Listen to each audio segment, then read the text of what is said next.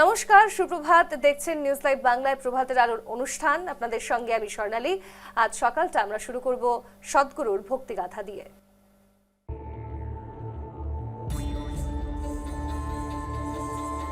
তার মনটা ছিল ৮ বছরের শিশুর মতো, মা কালীর একনিষ্ঠ ভক্ত। এত জন্ম ধরে দেবীকে আকুল হয়ে ডাকার পরেও তিনি সাড়া দিলেন না। খুঁজে বের করো আমাদের রাজ্যের সব থেকে বোকা কে, তাকেই ধরে আনো, আমার মেয়ের বিয়ে তার সাথেই দেব। কিন্তু মেয়েটি নিজের সব আক্রোশ তার উপরেই মেটাতো। প্রতিদিন প্রতি মুহূর্তেই হাজার রকম ভাবে তাকে অপমান করত। তো তিনি সেই কালী মন্দিরে ঢুকলেন আর দেবীর চরণে সজোরে মাথা ঠুকতে লাগলেন। মাথা ফেটে রক্ত ঝরতে শুরু করলো। হঠাৎ বাইরে থেকে একটা গলা শুনতে পেলেন, আর সে বলছে। তিনি দরজাটা খুললেন।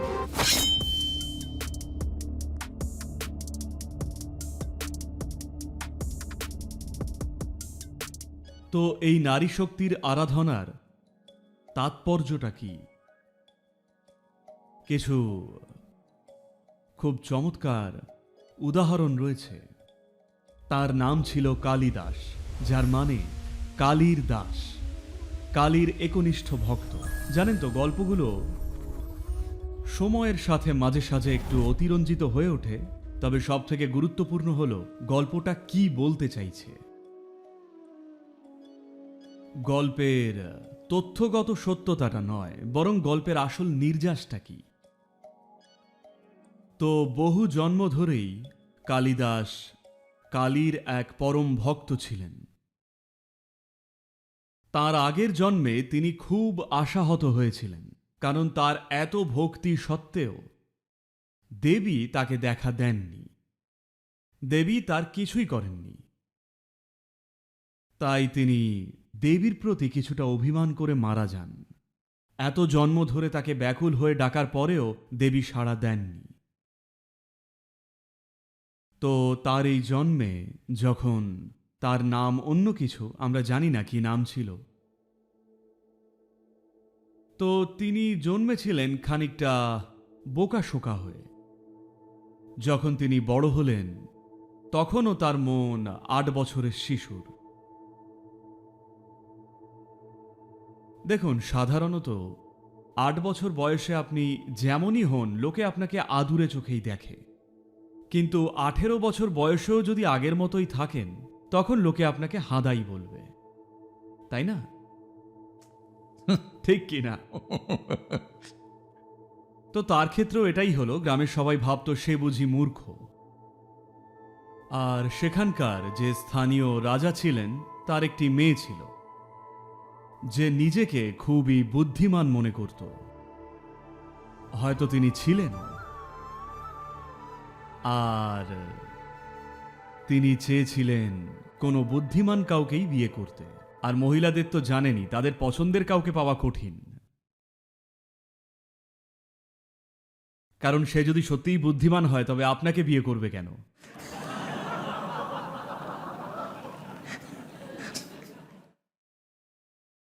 দেখুন, এই জোকটা কিন্তু আসলে দুধারী তলোয়ার।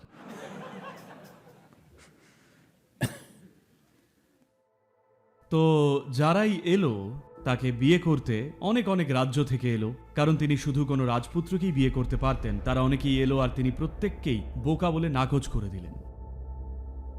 তিনি বললেন, এরা কেউই আমার যোগ্য নয়।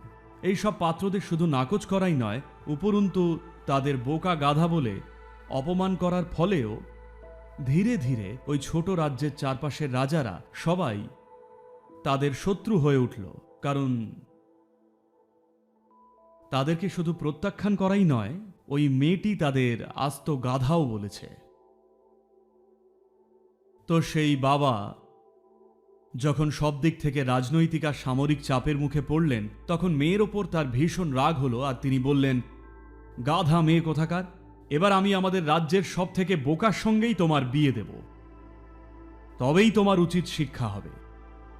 তো তিনি মেয়েকে বেশ ভালো মতোই বকলেন আর অনুচরদের বললেন, গিয়ে খুঁজে বের করো আমাদের রাজ্যের সব থেকে বোকা কে, তাকে ধরে আনো, তার সঙ্গেই আমার মেয়ের বিয়ে দেব।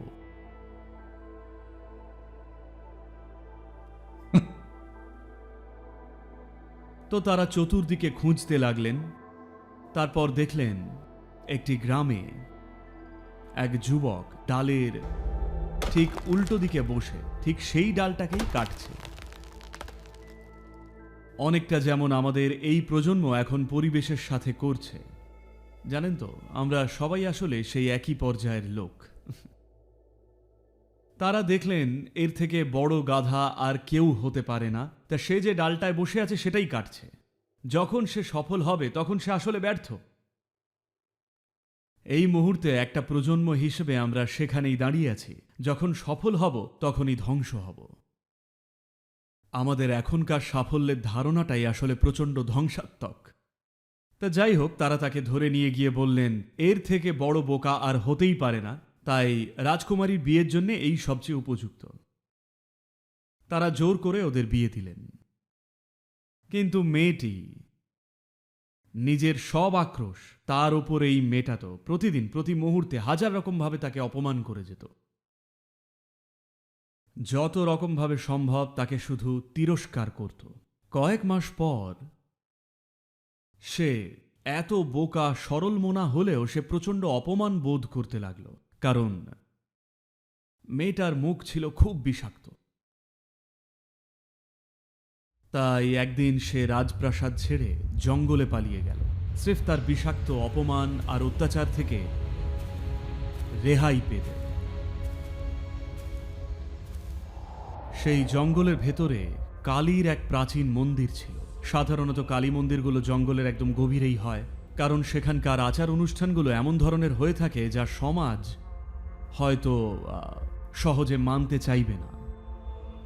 সাধারণ সমাজ অনেক সময় কালী মন্দিরে হওয়া ওই ধরনের তান্ত্রিক আচার অনুষ্ঠানকে ঠিক হজম করতে পারে না, তাই সব সময় গভীর জঙ্গলেই ওগুলো থাকত। তো সে সেই কালী মন্দিরে ঢুকল। এক মহিলার থেকে বাঁচতে তাকে যেতে হলো আরেক মহিলার কাছেই। সে গিয়ে দেবীর চরণে মাথা রাখল আর সজোরে নিজের মাথা ঠুকতে শুরু করলো। কোনো প্রার্থনা, মন্ত্র বা জপ কিছুই সে জানত না, শুধুই দেবীর পায়ে নিজের মাথা ঠুকতে লাগলো। তার মাথা ফেটে রক্ত ঝরতে লাগলো। যখন দেবীর পায়ে রক্তের ফোঁটাগুলো পড়ল, কালিদাস ভেতর থেকে দরজা বন্ধ করে দিয়েছিল, কারণ তার ভয় ছিল সৈন্যরা এসে তাকে খুঁজে আবার তার স্ত্রীর কাছেই দিয়ে আসবে। ঠিক তখনই সে বাইরে থেকে একটা গলা শুনতে পেল। সে বলছে, আমি কালী, আমি এসেছি, দরজা খোল। তখন সে প্রচণ্ড রেগেছিল। এত জন্ম ধরে তুমি আসোনি। হঠাৎ তার সবকিছু মনে পড়ে যাচ্ছিল। সে বলল, এত জন্ম ধরে আমি প্রার্থনা করেছি, জপ করেছি, আরাধনা করেছি, তবুও আসোনি। এখন কোন দুঃখে এসেছ?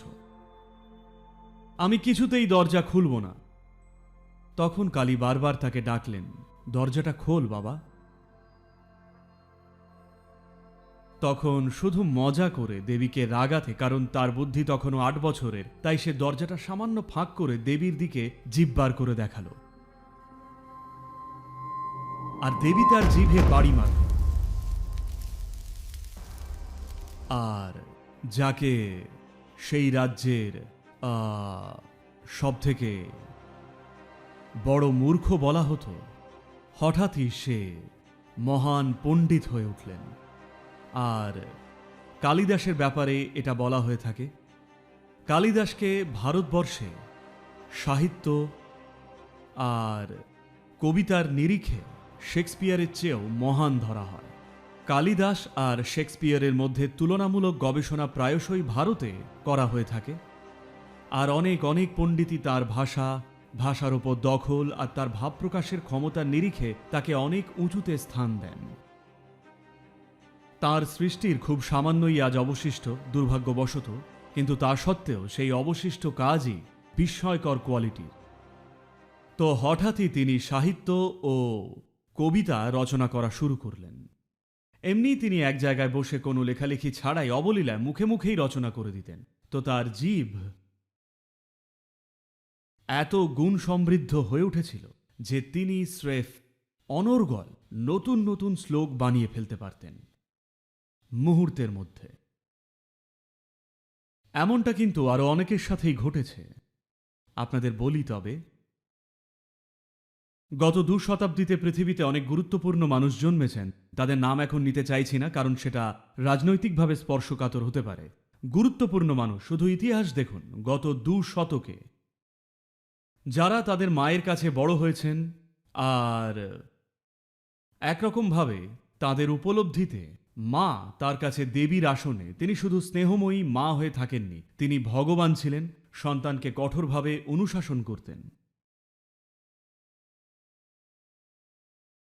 গত 2 শতাব্দীতে পৃথিবীতে এমন অনেক মানুষ এসেছিলেন যারা সাফল্যের শিখরে পৌঁছেছিলেন নিজ নিজ কর্মক্ষেত্রে, কারণ একরকমভাবে তারা স্ত্রী মাতৃশক্তির আরাধনাই করছিলেন। আপনাদের একটা গুরুত্বপূর্ণ বিষয় বুঝতে হবে, নারীত্ব বা স্ত্রী প্রকৃতি কোনো লিঙ্গ নয়, এটা একটা ডাইমেনশন বা মাত্রা। এই মাত্রাটার মাহাত্ম্যটা হল, এই মাত্রা থেকে সাড়া পাওয়া অনেক বেশি সহজ অন্য মাত্রাটার তুলনায়, যাকে আমরা পুরুষত্ব বা পুরুষ প্রকৃতি বলি, কারণ এটার গঠনটাই অন্যরকম। এখানে কোনটা কার চেয়ে ভালো এমন তুলনার ব্যাপারই নেই, দুটো স্রেফ আলাদা। আপনারা হয়তো এক প্রখ্যাত গণিতজ্ঞের নাম শুনেছেন, একটা সিনেমাও হয়েছে ওনাকে নিয়ে এই কয়েক বছর আগে, যে কিভাবে রামানুজন অনর্গল অঙ্কের সূত্র বলে যেতেন। অত্যন্ত জটিল গাণিতিক সব সূত্র, এতটাই জটিল যে 1900 শতকের শুরুতে যখন ব্ল্যাক হোল বা কৃষ্ণ গহ্বরের ধারণাই ছিল না, তখনও তিনি এক ধরনের অঙ্ক দিয়েছিলেন যা ব্ল্যাক হোলকে বর্ণনা করে। সবসময় বৈজ্ঞানিক প্রক্রিয়ায় বা বৈজ্ঞানিক গবেষণায় প্রথমে আসে থিওরি বা তত্ত্বের একটা ধারণা যে জিনিসটা কেমন হতে পারে, আর তারপর সেটা প্রমাণের চেষ্টা হয়, হয় পরীক্ষামূলক প্রমাণ দিয়ে যদি সম্ভব হয়, আর না হলে অন্যান্য ক্ষেত্রে গাণিতিক প্রমাণ দিয়ে। কিন্তু তিনি গণিত তৈরি করে ফেলেছিলেন সেই ধারণাটা জন্মানোর আগেই। আজও মানুষ গবেষণা করে চলেছে তার এই সমস্ত কাজের রহস্য কি, কিন্তু তিনি একেবারে অনায়াসে গণিত লিখে যেতেন। লোকে যখন জিজ্ঞেস করত এই সব আসছে কোথা থেকে, তিনি এমনি পাতার পর পাতা গাণিতিক সূত্র লিখে ভরে ফেলতেন। মৃত্যুশয্যায় দুর্ভাগ্যবশত তিনি খুব কম বয়সেই মারা যান। তিনি বলেছিলেন, আমার দেবীর রক্তেই গণিত বয়। তো এগুলো